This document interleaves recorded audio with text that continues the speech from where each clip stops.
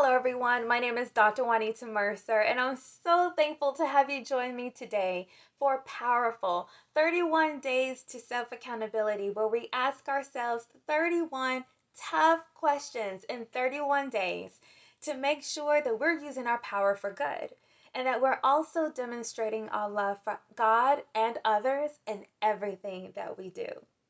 Today is day 6, and today's tough question is my response full of love and grace? Having a response full of love and grace is easy when people are good to you and nice and loving and kind, but it's not so easy when people are being ugly and nasty to you and misusing you and taking you for granted.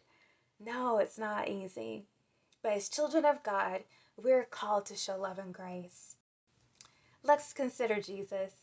There is no one in the Bible who showed more love and grace in the face of adversity than Jesus himself. Let's go to Romans 5, verse 6. And it says that when we were utterly helpless, Christ came at just the right time and died for us sinners. Now, most people would not be willing to die for an upright person, though someone might perhaps be willing to die for a person who is especially good. But God showed us his great love for us by sending Christ to die for us while we were still sinners. And since we have been made right in God's sight by the blood of Christ, he will certainly save us from God's condemnation. How beautiful is that? That even though God had a right to turn his back on us because we were choosing to be disobedient, to reject him, to turn away from him, to stay in sin, still God chose mercy. He chose grace. He chose unconditional love and sent his son Jesus to die for us. Even as Jesus was on the cross, being spat at and ridiculed, he still prayed for his aggressors. That is showing love and grace in the midst of adversity. But what made Jesus able to do that wasn't just the loving words that he spoke, it was who he was. It wasn't the loving actions and the gracious actions. It was the fact that he had a loving and gracious heart. And that is who we must choose to be.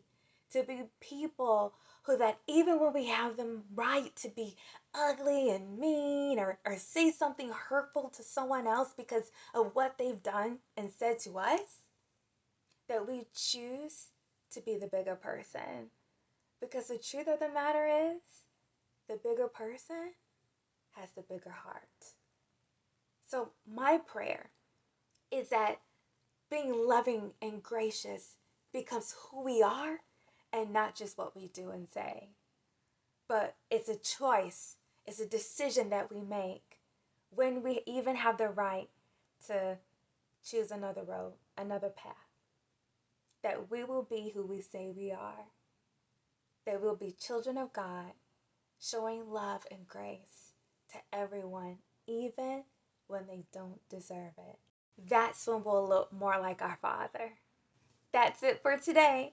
Join me tomorrow for day 7. And remember, in everything you do and with everything you have, love God and love people. Goodbye.